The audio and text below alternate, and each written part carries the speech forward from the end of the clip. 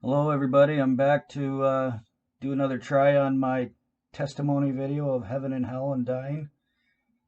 And yeah, I wanted to redo this again. First time I did it, I got the sensation of passing out and had to run away and run to the kitchen about halfway through. So I'm just going to do it again. And also I want to try to leave out maybe some of the details I put in the first time that were kind of TMI, maybe don't need to be said. So anyways, to in this testimony, I'm going to share a little bit of the bad things I went through. And the reason I am doing this is obviously not to embarrass myself. there is a reason I'm going to talk about these things I went through. They expose a great darkness that is in the world that I think most don't see. And so if you're paying attention to the things I'm saying, this might open your eyes to things that maybe you won't even want to open your eyes to. But anyways, I'm going to start off back to the age of 7 down memory lane. And I remember my dad coming up to me the one day, and a conversation kind of went like this: "You lucky piece of blank. Nobody ever gets through that last shot, that last needle, without getting some type of little illness or a disease or something to make money for our system." That's what my dad was telling me. And as a child, I didn't really understand fully what he was meaning on all that. Well, yeah, he was basically telling me, "You're lucky no one gets through that last shot. Somebody always ends up with an EpiPen or an inhaler or glasses or some sort of mild something that generates money for the system," is basically what he was telling me. So I know there's a lot of talk about the jab we don't want to take right now, those of us in the Lord. And I just wanted to put this truth out there that, even before, the ones before, they've never been good for us. There's always been an evil side to them that most probably don't know about. So now to the age of 8, it's a little bit rougher here.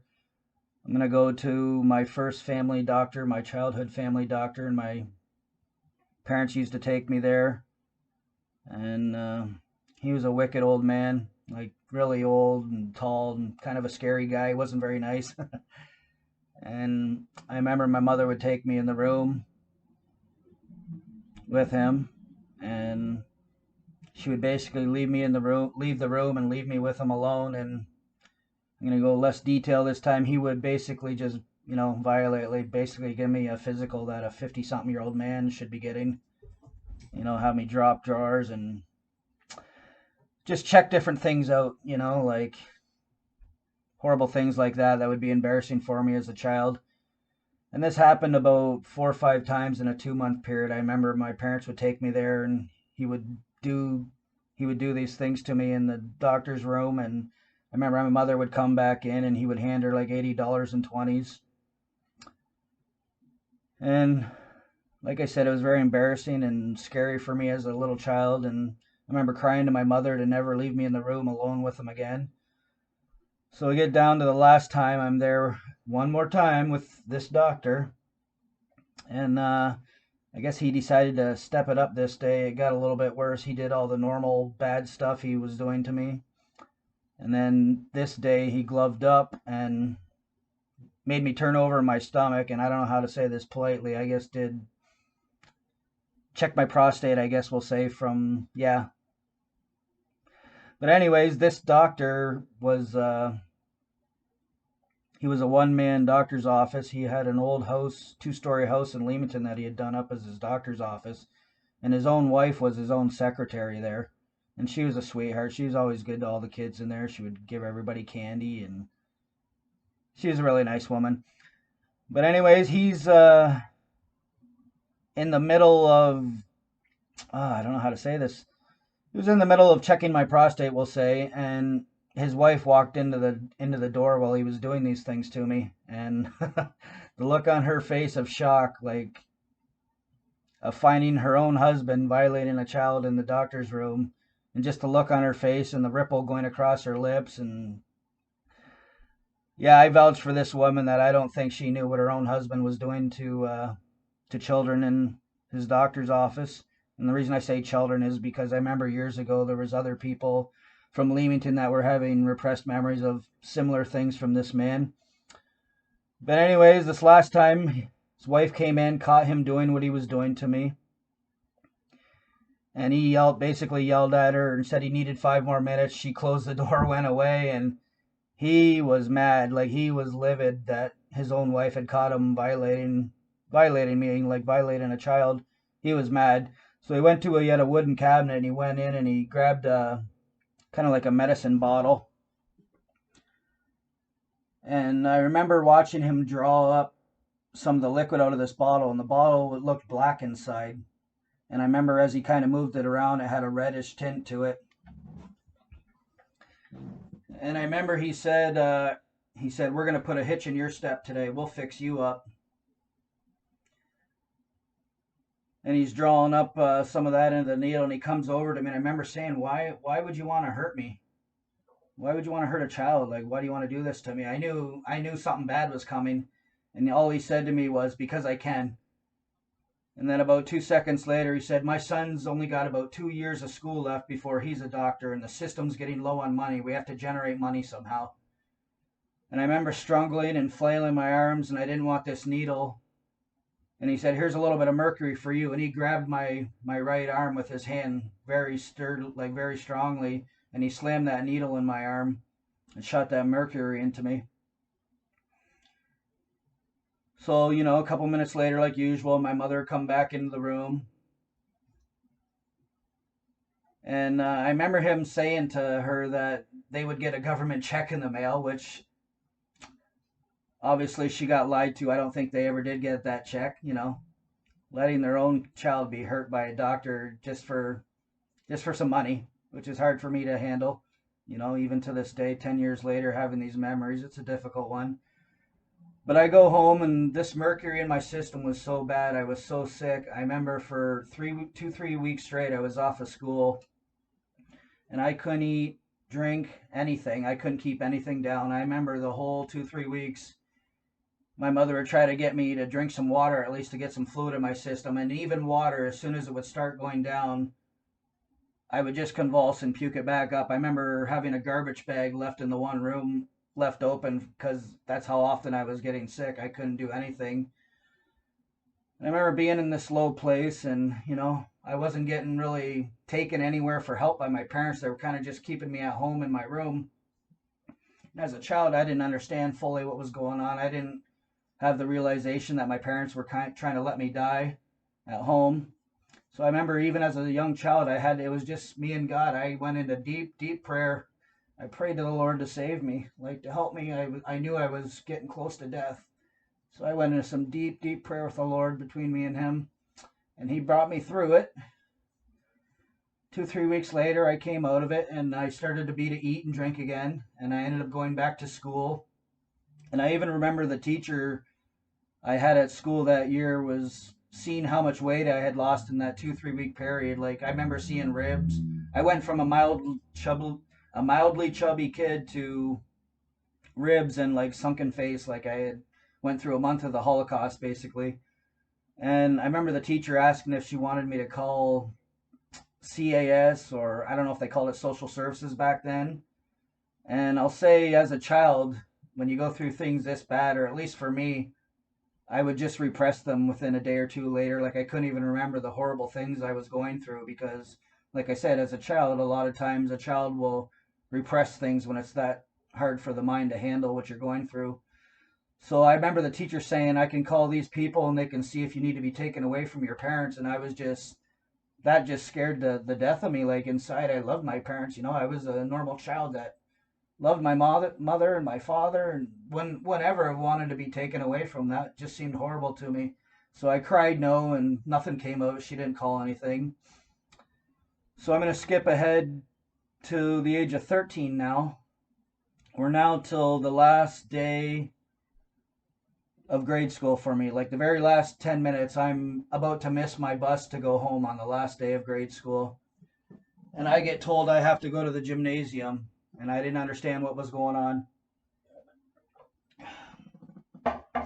So I get into the gymnasium, and there was about 10 or 15 other people I knew that were in grade 8, about 10 feet apart, spread out in the gymnasium, and everybody had one of the I can't think of the name, the people that go to the school and they check your kid's eyes and teeth and all that other stuff and tell you your kid needs to go see a doctor and all that junk. But I had this big woman that I always seen throughout grade school, and she wasn't very pleasant either. She was always kind of yell at you and force you to do things you didn't want to do. And she's drawing up a needle that she's telling me I have to take. And even though I was repressing what happened at 8, deep down inside, I knew something wasn't right, and something in my spirit was just screaming to not accept this needle. And I started throwing a fit. I remember stomping around her in a circle in the gym going, "You are not putting that thing in me. There's no way I'm taking that." And I'm kind of yelling at her, and she's getting mad at me, telling me I have to take this needle. And I remember even one of the teachers going by and yelling at me, say, "You have to take that. You have to take it." And I'm refusing. I'm not accepting this needle. Like I said, deep down inside, I think I remember what probably deep down inside remembering being so sick at the age of 8 from the last dirty needle I had gotten. And so I said, "I'm not taking it." I said, "Fine, we're going to call your parents and they'll come and deal with you." And I said, "Fine, call my mother," thinking my mother's going to come and save the day and get me out of this. So about 10 minutes later, my mother shows up and the exact opposite happens. She comes in and tells me I have to take this needle and I can't get out of it. I have to do it. And I was really upset. I didn't want to take this needle. So now I'm back in front of this big lady, and she's now very angry that I threw a fit and made it so difficult to get this needle. So this 50 unit needle that now had about 10, 15 units drawled up into it, she now filled up to probably almost the top, like 40, 50 units in this needle of whatever she was giving me. And she jammed that in me and shot that into me now. another bad needle. So I remember going home, and I remember the van ride home, whatever was in that needle hit me so hard that I just kind of slumped over against the side of the van. And I remember meeting eyes with my father in the rearview mirror, and he seen how hard it had hit me and how probably close to death I looked, and it kind of just like a look of fear came over his eyes. But then it kind of switched over to like a dark smile, I would say. And I remember that on the way home. But I went home. Remember, this was the last day of grade school, and I pretty much slept and lost my whole summer. Like, I barely have any memories to this summer of my life. I went home and I slept. I remember I would get up every 2-3 days to have to take a leak and drink a little bit of water or juice or something, then go back to sleep. So about 2-3 weeks before summer's over, before I would have to start high school, I remember my one aunt showing up at the house, and I can hear she's kind of yelling at my mother. She was upset, and I could hear her saying, "Nobody has seen," she was talking about me, "nobody has seen so and so the whole summer. What's going on here? Why has nobody seen him?" And she came up into my room and she seen how close to death and how sick I was, and she's yelling at my mother, "Why haven't you taken him to hospital to get some help? Why is he so sick? What's going on here?" So now my mother finally, after leaving me sit there for about 5-6 weeks, almost dying, trying to let me die at home, which I didn't understand that as a child, now takes me to the hospital where I get a urine test and a blood test, and I get diagnosed now with type 1 diabetes. So yay, I was, a big blow right there. Your life just gets changed for the worse. I remember being in the hospital having to learn how to inject. Like, I remember they taught me to practice injecting needles into oranges and all this other stuff. So I'm in the hospital, and I remember when I got to the hospital, I was very bad off. My blood sugars were in the 40s, which they told me I was lucky that it didn't go into a coma being that high. Your blood sugar for a normal person should be 5.8, and I was in the 40s. So again, I'm laying in a room now, and I remember, I believe I was on the top floor of the Leamington Hospital, and this was a big room. It was a 5-bed room. I was in the middle bed, and there was a bed on both sides, and then across from my feet there was 2 other beds, and I was the only person in this room. And I remember my mother and father in there, and all of a sudden my dad said that he was going to go get a pop out of the pop machine, so he left the room. And now I know this was a lie. He was just going out into the hallway to keep watch for what was coming. And then I'm watching my mother, and she goes to the bed beside the bed I'm in, and she grabs the pillow off the other bed and starts walking towards me with it. And I remember thinking to myself, what is she doing? I never sleep in a bed with two pillows under my head. I'm only a one pillow guy. And that's what I was thinking. And she's walking towards me with like a lovingly mother smile on her face. She comes over to me. Instead of the pillow going under my head, she gently places it over my face. And I don't know how to explain the intensity or the reality of all of a sudden having to face that you're now being killed by your own mother. I'm being smothered by my own mother.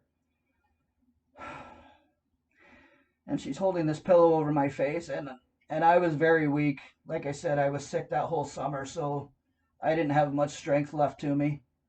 I did end up being able to slip my arms under the pillow, and I remember trying to push back up as she was holding the pillow down on my face, and this wasn't working.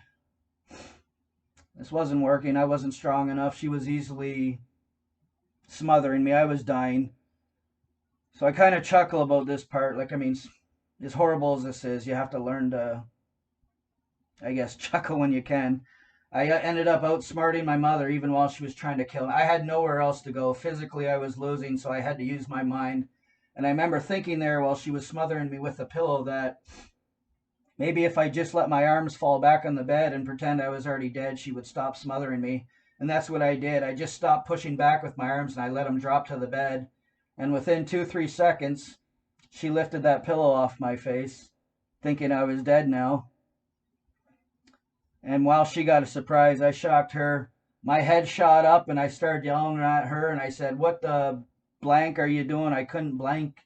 I couldn't beep and breathe. "What are you doing to me?"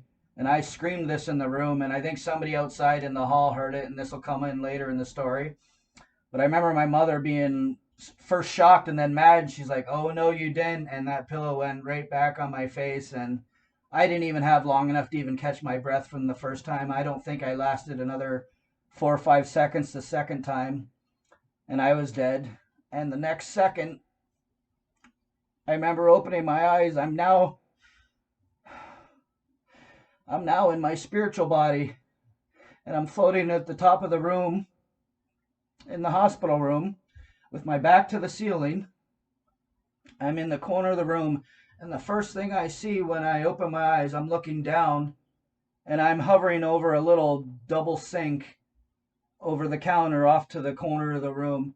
And what would normally look like just stainless steel now looked like bright, shiny chrome to me. And it was just so bright that it was glaring. It was hard for my eyes to even handle. And I could see little fine scratches in the stainless steel. And I mean, I hope this part here is encouraging for everybody. Like, if anybody listened to my testimony of the blessing from my grandfather, and I claim that I already had better than 20/20 vision, my vision now was increased immensely again. I cannot even explain to you how well you will see in your spiritual body. 20/20 is nothing compared to what you will see in heaven or in hell. And I'll tell you, it'll be a curse to see this well in hell. But I could see, it was just so beautiful. Everything, even the colors of, even the faded baby blue blanket sheet that was covering me was now like a different shiny, vibrant blue. Every color in the room was now that much more beautiful. I remember, like I said, the sink was just shining like it was chrome now instead of stainless steel.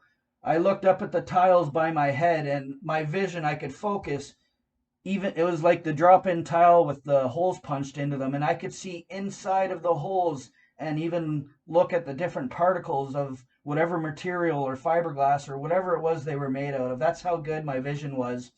And I just wanted to talk about that, like how exciting is that to look forward to, though, especially, staying the Lord and to be into heaven. Like, our senses are going to be so much increased. It's so amazing. That's the best part of this testimony to me, is how amazing that is.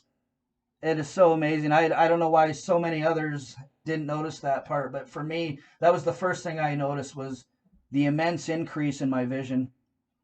So anyways, I'm looking down, And I'm looking at myself laying in the bed, and I didn't understand because I didn't see my head. I didn't realize my head was still covered up with the white pillow. So all I seen was my body covered up with the blue sheet, and I just seen white at the top. I wasn't seeing my head, and it was confusing for me because already I wasn't remembering what I just went through, that my mother had just smothered me to death. And I guess to explain this, for anybody that's ever been knocked out, and you might wake up a few seconds later and you feel like you might have just woke up from an 8-hour sleep. It kind of felt like that, and I already wasn't remembering or was repressing that my mother had just killed me. So I'm kind of in shock looking down at myself, and I remember my mother was now sitting on the edge of the bed, and she just had her hand lightly sitting on the pillow over my face, and my father was now in the room, and he had his hand on her right shoulder, now comforting her, like, kind of comfort her, and that must have been so tough doing to your own son type of thing. And I'm sitting there watching this, and this was only about 10 seconds into being dead in my spiritual body. And then all of a sudden I remember seeing a hand kind of come through the ceiling and grab me by my left shoulder. And as this angel or whatever the being, whatever it was, grabbing me and pulling me up, started pulling me through the ceiling, the last second I remember seeing a body just halfway coming through the door into the room, and that's where I got pulled through the ceiling. But that'll come in for later in the story too. So now I'm pulled through the ceiling of the Leamington Hospital. I'm above the hospital, and we just start going up. And I can't even explain to you in words how fast I was going up. I don't even think it would have been 10 seconds from ground to the top of earth and out. Like, I just started going up, and I remember seeing the whole Leamington Hospital quickly getting smaller, smaller, smaller. I'm going up, and the speed is still increasing. I'm going up faster and faster and faster, and I'm now seeing the ground as if you would, like in a small plane being 10,000 feet up, where you're just seeing the fields, and they're getting smaller and smaller. And I looked away to the side for a second, and then I looked back down, and I'm now seeing the whole right side of North America. I'm seeing the Great Lakes. I'm seeing the St. Lawrence River going all the way out into the ocean. I can see the top right side of Canada. I can see all the way down to Florida and much of the ocean around that. I'm seeing like a big circle of what I could see, the right side of North America and ocean. And it was amazing. And still, the speed at what I was going up was so fast that the ground was constantly changing and getting smaller and smaller. And again, I looked away, and I looked around to the sides as I'm going up in the air faster and faster. And the next second, I looked down, and I'm now looking at the whole continent of Australia. And I mean, they do a darn good job on the map, because even at 13, I knew for sure I was looking at the continent of Australia, and I seen the whole continent, and that's the last thing I remember seeing looking down. Now, for the first time, I looked above me at the direction I was heading up, and it was strange. I must have been getting to the top of what some people, this might be easier for those who like to believe, the people that are telling the earth is flat and it has a dome over it. What I would like to say would be the dome or the firmament at the top of the dome. And I looked up, and there was like an 10-foot hole at the top that I was heading towards. And I don't know if this was like a porthole to the heavens, or if this was like the start of the tunnel, where you hear so many testimonies talk about going through the tunnel with the light at the end. I am not sure, because as I looked up at this hole I was coming up to, I all of a sudden got the sensation that I was going to pass out. And that's what happened. I did. And the next second I opened my eyes, I am now in the heavens. I am in the darkest, calmest, quietest place I have ever been in.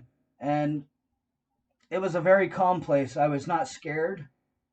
I was not scared of anything. It was very calm. I don't think I've ever in my whole life here on earth experienced the kind of stillness and quietness as this place was. Like, there was no sound of nothing anywhere running, no tinnitus in the ear. There was nothing. It was just pure silence.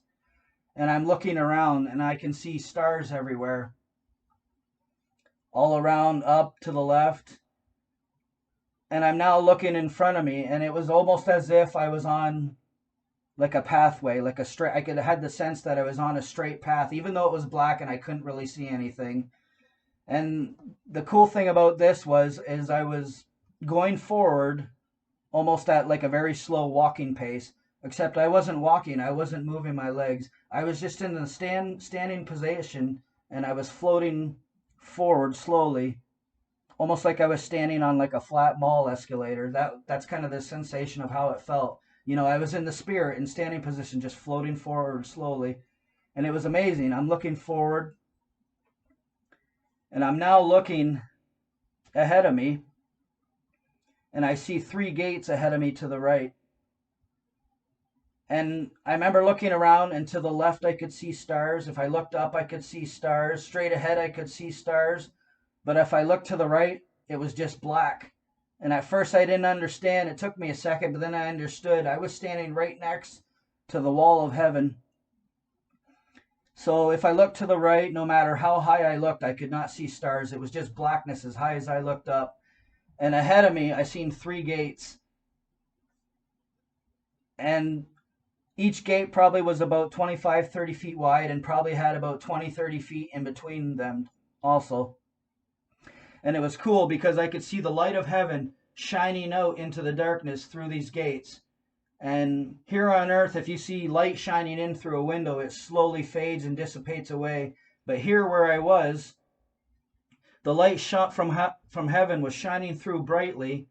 But instead of slowly dissipating away, when it got to the center of this path, which I was heading towards and going towards, the light kind of cut off flat, like straight, like it was cut off, like it wasn't allowed to go past a certain point, the light of heaven. It just stopped dead there. And I thought that was really cool, and I was kind of like, it was so intriguing. I've never seen light stop dead like that before. So I'm looking around again, and I looked ahead past these gates I'm seeing, and I could see something was blocking, like there was an end to this path I was on. And like I said, it was so dark you couldn't really see anything. The only reason I knew there was something ending this path is because there was a spot about say there was like a 15-foot boulder at the end of this path, and I couldn't see stars in this spot. That's the only reason I could tell there was something ending this path. And I thought that was very interesting too. So I'm looking around, and then I'm back, and I'm getting close to the first gate now. I'm now right beside the first gate, and I look over beside me, and I'm looking at this gate beside me to the right of heaven. And I remember the first thought as a 13-year-old looking at this gate, and it was like a silvery white. And I didn't understand everything then. And I remember thinking, the first thought I had was, that is the most strongest looking material I have ever seen in my life.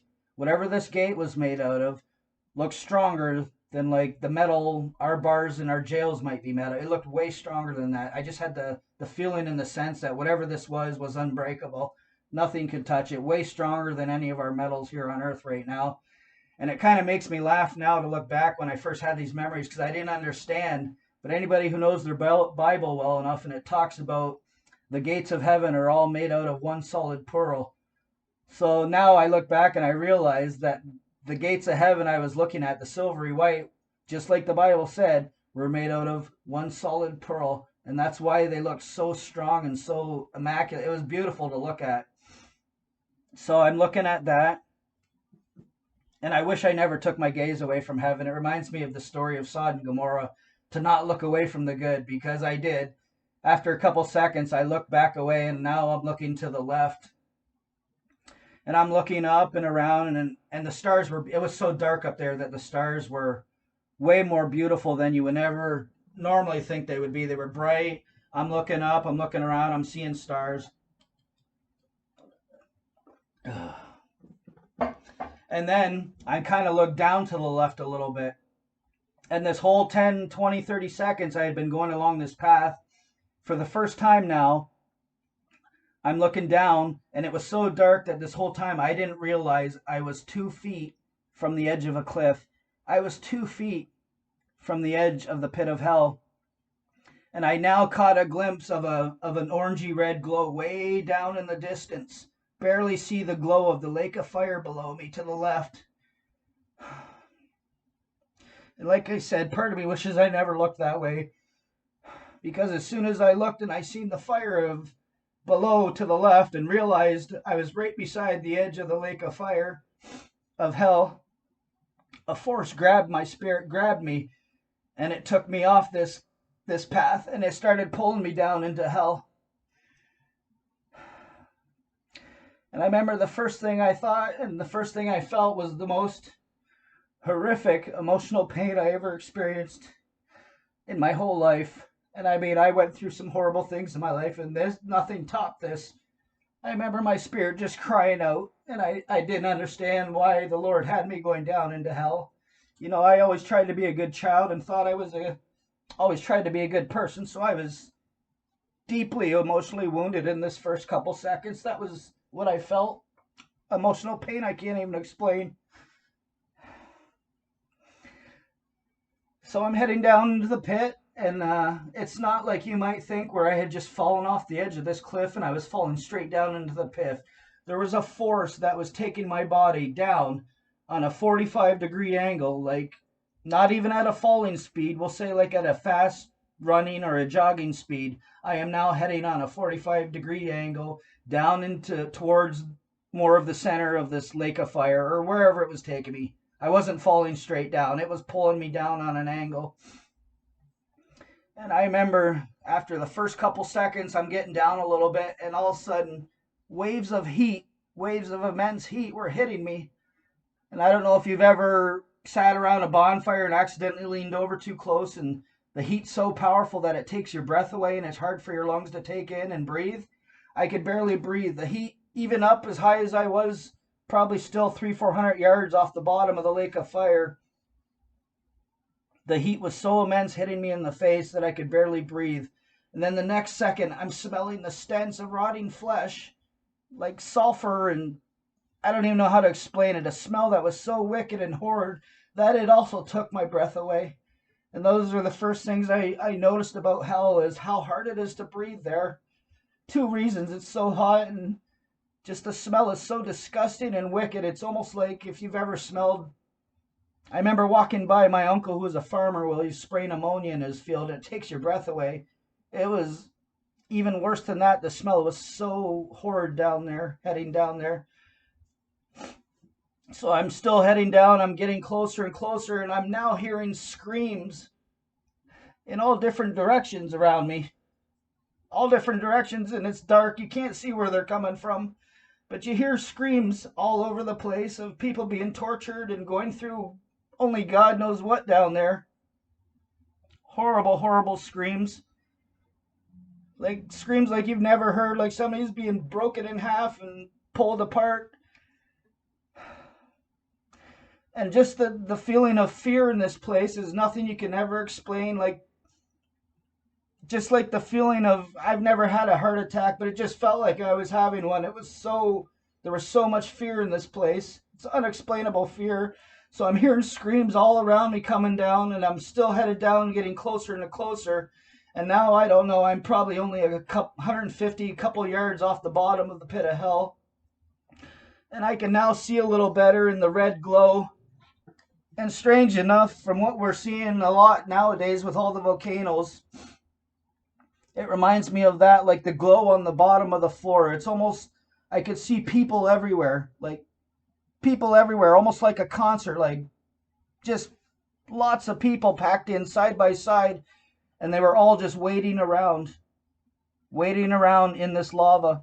You could almost see like where it wasn't as bright on the surface, kind of like if you watch the volcanoes now on TV and you can see it kind of goes light on top where it starts to cool off.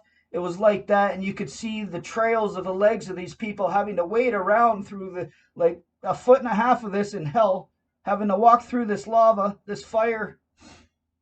And you could see the brightness of their trails of their legs behind them as they all walked around. And even though there was people everywhere, no one was communicating with each other. No one was talking. They all just had their heads down, like it was like the worst depression ever. Nobody could even say anything. They just had their heads down, and we're all walking around through this fire and this lava. And I'm going down, and I'm getting closer and closer. And the crazy thing about down there in hell, when something bad is going on, it's kind of like a fire. When you stir up a fire, when you see something wicked going on down in hell, like a fight breaking out or something bad happening, it kind of like stirs the fire up, and then the flames shoot up higher where something bad is going on, so you can see these bad things happening when you're down in hell. I don't know if anybody understands what I'm saying, like a fire being stirred up, the flames kind of shoot up higher, and then you see all these wicked things going on around you while you're in hell. So I'm getting down closer and closer, and all of a sudden, I don't know if this was one of the Nephilim children of old or just a fallen angel or a demon, but this huge beast, this guy had to be, I don't even know, 20, 30 feet tall, and he had two horns on his head that kind of curved out a little bit and then back in and then straight up along the sides of his head. And like I said, he was huge, like 20, 30 feet tall, and he was built like Arnold Schwarzenegger back in his younger days. This guy was huge. And he walked into the scene all of a sudden out of the dark, and he just put his right arm down, crouched down low, and he kind of backhanded through this whole crowd of people down there. And I remember seeing like 50, 60, 70 people as he's backhanding his hand through this crowd of people, all just go flying everywhere in all different directions. This is how big this guy was. And I can hear all the screams of these people as he's slapping them away like they're nothing. Just the pain of it and them being all broken up and getting tossed from being hit backhanded from this beast. And I remember he was so big, as I seen the people around him, the average person in hell was only about a foot past this thing's knees, if that gives you an idea of how huge this demon or whatever this thing was in hell that was torturing people was. He was huge. So that was it. I was freaking out. I remember kind of turning in my spirit back up towards the hallway I had got pulled off of. And I remember I was so scared that I started, like, I don't know how to explain it, trying to swim through the air, like doggy paddling as fast as I could, kicking my legs and my hands like I was trying to somehow swim back to the top. And it wasn't doing anything. My spirit was still getting pulled down to the bottom. And in that second, I cried out. And I don't remember exactly what I said. I don't remember the exact word. I either said, Father, help me, Lord, help me, or Jesus, help me. One of those three. And I don't think it matters too much which one. I basically said, Father, help me. And instantly, I went from there to all of a sudden I was on the inside of heaven now, 5 feet inside the gate of heaven. I didn't fly back up and over this hallway. I just flashed. I was now inside the gate of heaven, in heaven. And I really feel the Lord wants me to point out for this point here that this isn't something for anybody to take hope in. I'm not saying not to, but this is not, you're going to go to hell and then you can just cry out to him last second and go to heaven for your eternity. He wants me to point out that, like, our God is an all-knowing God, and he knew he was going to bring me back to this world, and one day I would be to tell this testimony. So I want to say that don't think you can just call out when you're going down to hell and he's going to pull you out. That's really important for me to say right now. You got to live for him now. You got to get saved now. Time is short. So back to it. I am now on the inside of heaven, about 5 feet inside the gate I was earlier looking at. And I can't tell you how much of a relief it was. It was exactly the opposite. Like, it was just instantly a place of good things. And I remember the first thing I sensed was the air. It was almost like, my wife laughed when I say it was like having golf balls for nostrils. It was the easiest breath of air I've ever taken ever in my whole life. Like, just the air was so perfect and clean and beautiful smelling. And I had no blockage. Like, it was just so easy taking in that first breath of air. That was the first thing I noticed in heaven. And I'm looking around, and it was like a beautiful white foggy mist. Like, I couldn't see that far. I could only see about a 40, 50 feet, and it just faded into a beautiful white misty fog. And those are some of the first things I noticed. And then all of a sudden, out of this misty fog about 30 feet away, this guy walks out of the fog towards me, dressed in all white clothes. And it wasn't Jesus, but I know this was a relative of my grandfather. Whoever this man was, I don't know if this was one of my grandfather's brothers who had died in a war or a past relative. I just know it looked very similar to my grandfather. He had the shower curtain going around the bald head. He was a little bit taller and thinner than my grandfather, but very similar. I knew it was his relative. And he came in and he walked up right to me. And the first thing I remember feeling is I finally got somebody I can talk to and somebody I can trust. Like just the feeling of heaven, it was like so good. Like my life had been tough, and I had been pretty beaten down as a child and couldn't really talk about many things and had repressed them. So the first sensation I had with this man is that I could trust him. And this part almost just embarrasses me that I said this in heaven, because the first thing I said standing in the good Lord's heaven was to this man that I need help and my parents keep letting people rape me. That was the first thing I said in heaven. And like I said, this almost embarrasses me. But he smiled. It didn't affect him. He just kind of smiled at me and looked at me and he said, "You don't have to worry about those things anymore." And he put his arm around my shoulder, around my neck and around my shoulder. And we both just kind of started walking off into heaven, into this white misty fog. And I think everybody knows the scripture that he will wipe away all our tears and all our pains. And as we started walking into heaven, into this white misty fog, I could feel all the pain of my life. It was like it was being taken away from my memory. Everything was being taken away. I just had a big grin coming onto my face, like I could feel the joy of heaven just coming into me so strong. It was so beautiful. All my pain and past things I had went through were being taken away. So we're walking in, and all of a sudden, one thing I'll explain about heaven and this misty white fog, it's amazing what the Lord can do. He can like open it up so you can see for hundreds of feet. He can close it back in so you're only seeing a little area. But all of a sudden now, me and this fellow walk in and it opens up, and I'm now looking at a group of people. I would say, I don't know, about 50 to 100 people, all standing in like a group together, waiting for me. All different people. I didn't know many of them, and I did recognize some of them. Some of my cousins had died as young children in tragic accidents. And I remember seeing my one little cousin. She was there, standing there with a smile on her face. And there was about 7 or 8 other children. And there was another cousin there who had gotten hit on the highway as a child. He was standing there. And there was lots of adults there, and they were all standing there smiling. And me and the man who originally came up to me, we walked into the group of people. And it was such a beautiful feeling. They were all so happy. It felt like, I don't know how to explain it, like you just had hit the Grand Slam winning hit for the championship game, like everybody was patting me on the shoulders and cheering for me and so happy to see me in heaven with them. And it was just such a good feeling. And I remember the last person I looked at was a woman. And she reminded me, she looked so much like my grandmother on my father's side, who was a Scottish woman with dark hair. And this woman looked just like her. And I could tell she was from an older time period. And the reason I could tell that is because she was wearing the dress she was wearing to let me know this. I don't know how to explain it or which time period it would be, but she had a dress on that was tight on the top half. But then, like on the bottom half of the dress, it kind of ballooned out to where it was like a big 5-6 foot around circle.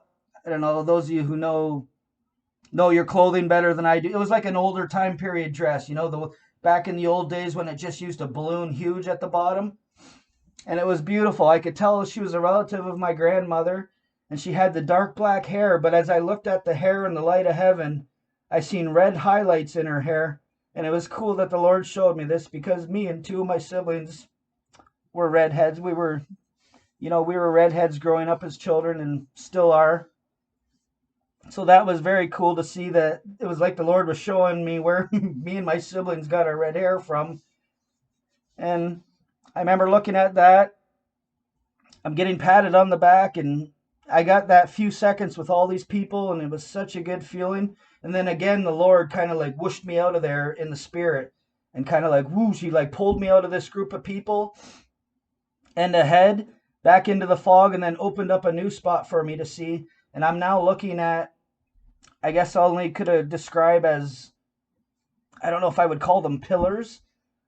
What it was is there was 3 different pillars, like Oh, I was going to draw a picture of this. Like it went up seven, each one of these was 7 steps high. Like on all four sides, it was steps that went up to the middle of, say, like a 10 by 10 square. And this is where the throne of God would sit on. And all I was seeing was the pillars without the throne. There was one in the middle for God, and then there was one on each side to the left and to the right, which was offset a little bit further back from the one God would be sitting on. And I'm looking at that, and they were beautiful white. And like I said, they went up 7 steps each, which I find amazing. We all know the Lord loves the number 7. And I'm looking at these, and I look away for a second to the left, and I look back, and all of a sudden, bam!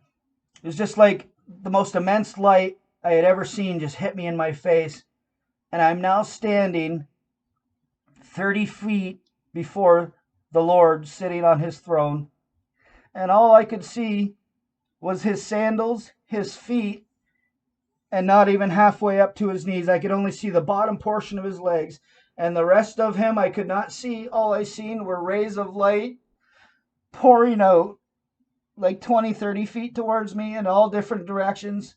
I can't even explain to you how beautiful the light of the Lord was.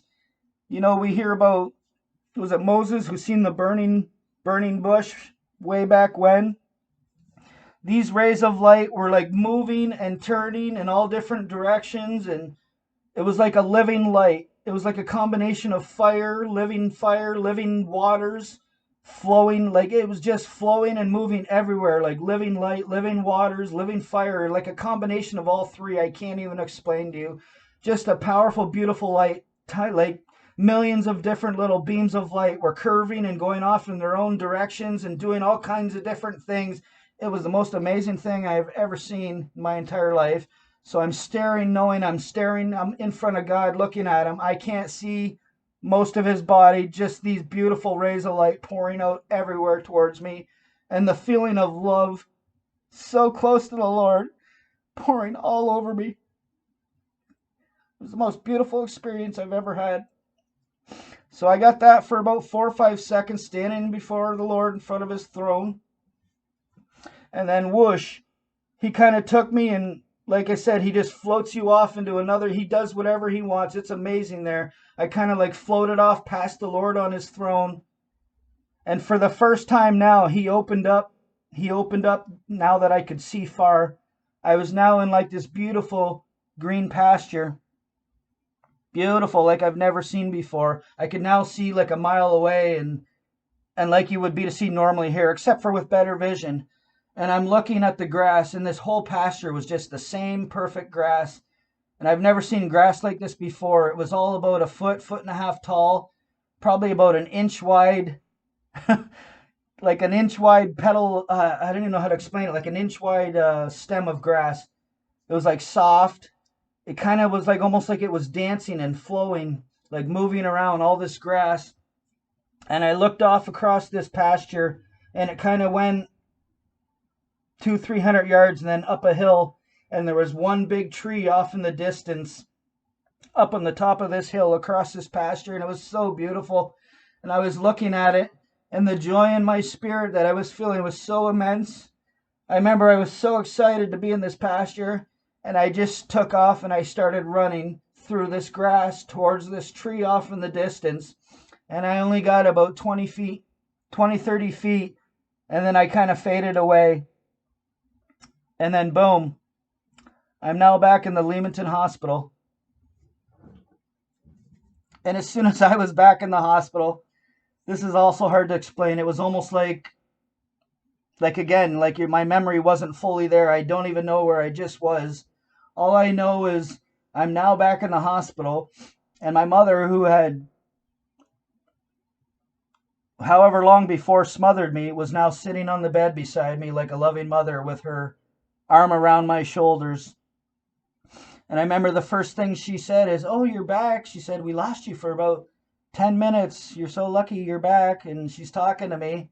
And all of a sudden I heard a voice to my right, and there was a young blonde nurse in about, I would say, her early 20s, looking at whatever machine I was hooked to my right. And she said, "No, actually it was 6 minutes." She said he was gone for 6 minutes. And she was kind of making a weird look at my parents, which I didn't understand at first.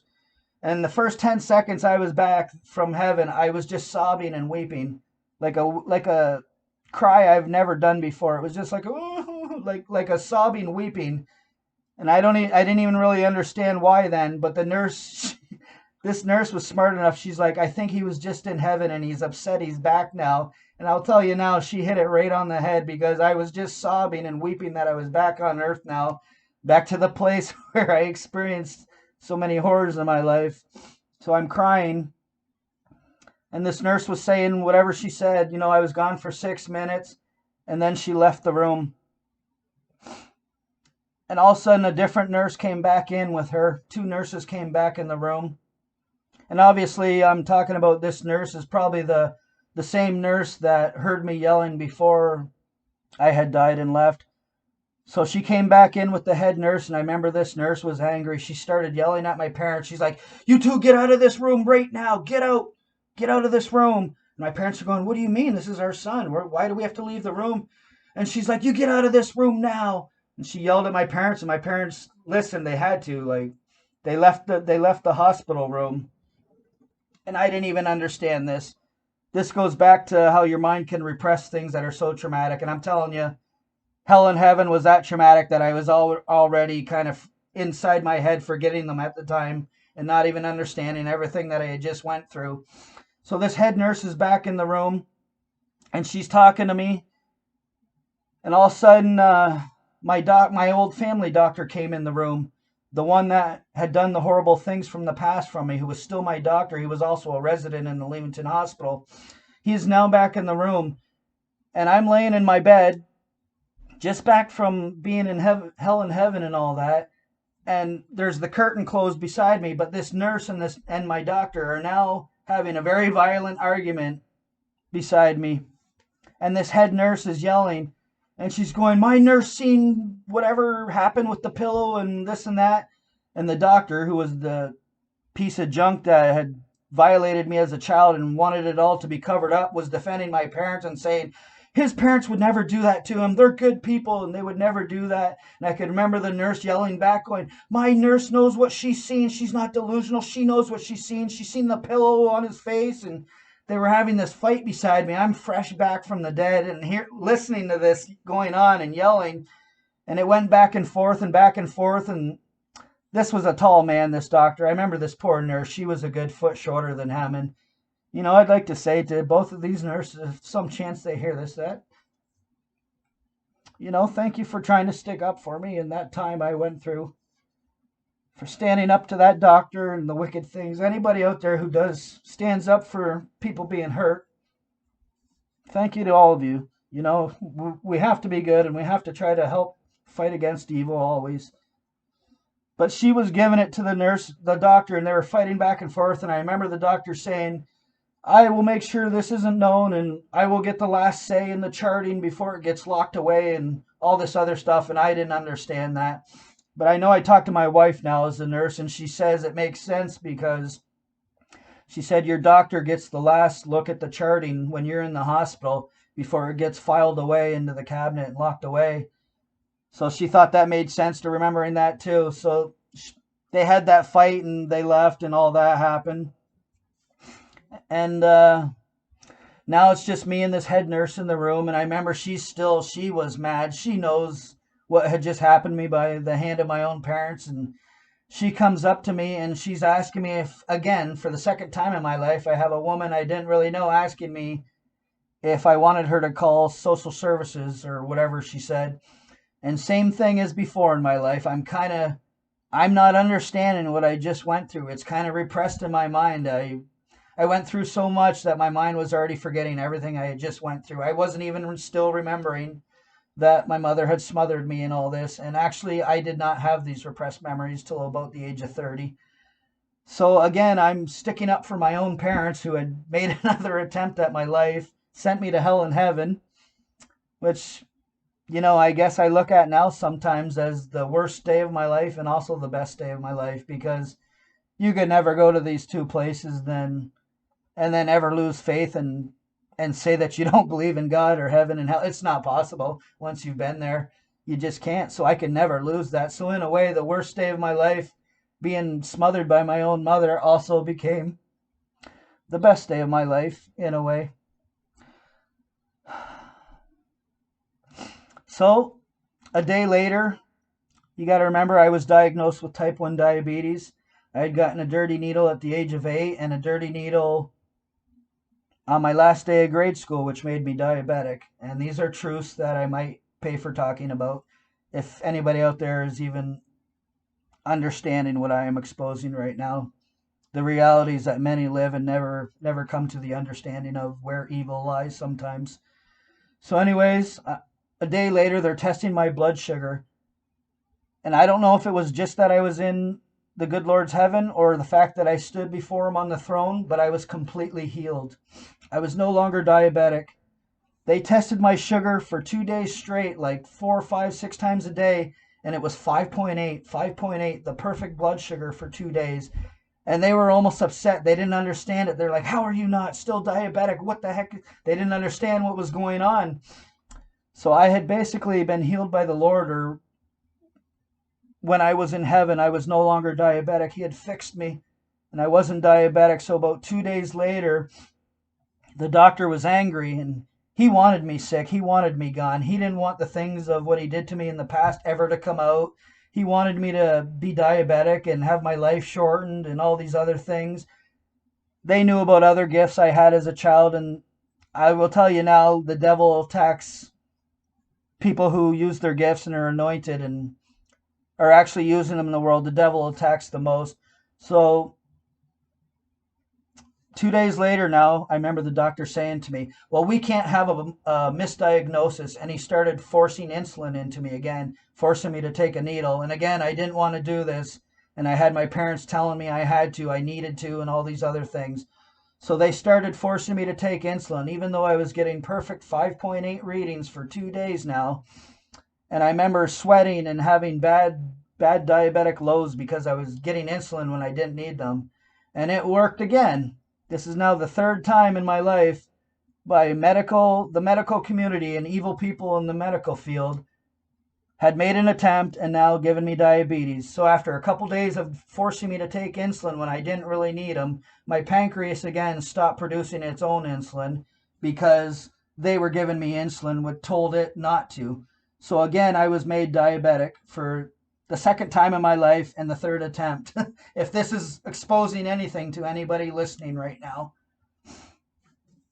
Things are not what you always seem and think they are in this world. People we're taught to look up to the most are sometimes the people that hurt us the most. The people that make us ill and then come across as the hero that fix us after. Sometimes the truth is very hard to see in this world. It's very demonic right now, and I see these things all the time around us right now. So the reason I went into so much of those horrible details at the beginning of this video is not to embarrass myself, not to disgust anybody. I'm trying to expose truths of things that happen. Maybe where you need to beware and second guess, even if you're at a doctor's. Maybe don't believe the first thing you're told. Always have common sense in your mind. Think about before you just listen to anything you're told to do, especially when it comes to your health and your body. Like, I had my life taken away. I've been type 1 diabetic for 30 years. I'm fighting going blind right now. It's one of the bigger struggles a person can have, to be purposely given type diabetes by a bunch of people. And so many people knew this in my life and rubbed it in, which I didn't understand until I went through the memories. And I weep for people. Like I see other brothers and sisters online right now going through things, and it scares me. Like, I just want to say, like, beware of things, of who you're trusting right now. I always say in my videos, evil can be in high places where we're taught and brainwashed to trust the most. And I can't express that enough.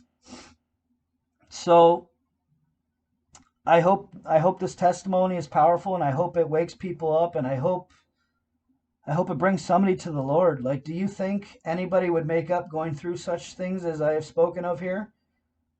I've had people I've talked to before, obviously not believers, that will I always get that same line from non-believers or Satanists, whichever they are, and they say, "Oh, when you die, the brain releases endorphins, where people have all these strange experiences and think they went to heaven and hell."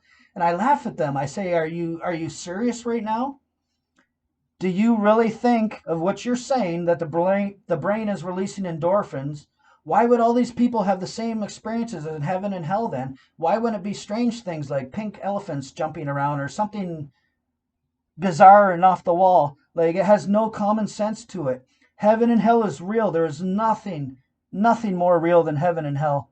This life is a blur." And I remember even when I was first in that hallway, standing between heaven and hell, the sensation I got that everything on my life that I had went through didn't matter anymore. I was so far away from that. So far away from that. The only thing that matters is where you end up for your eternity. You do not want to go down in that lake of fire there. I didn't even get to the bottom. I didn't even get into the fire. And it was so horrible. Not even 10 seconds. And I can't even talk about it. It was so bad. It was so bad down there. It's not even explainable. There is no horror movie that even compares to hell. Every second down there, I have 5 different memories of how horrible it was down there.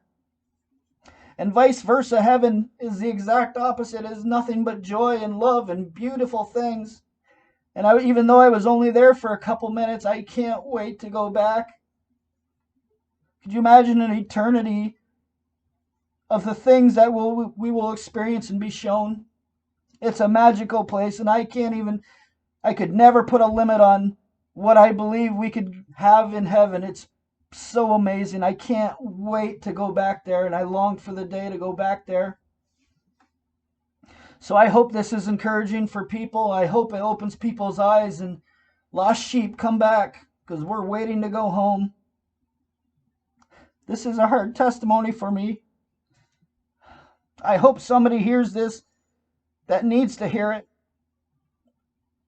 Heaven and hell is real.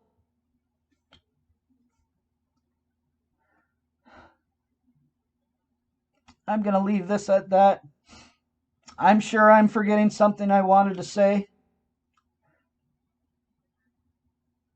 But that is where I'm going to leave this. So everybody out there, stay in the Lord. Never give up. Even if you've been through horrible things in your life, they're not of the Lord. They're from the wicked one.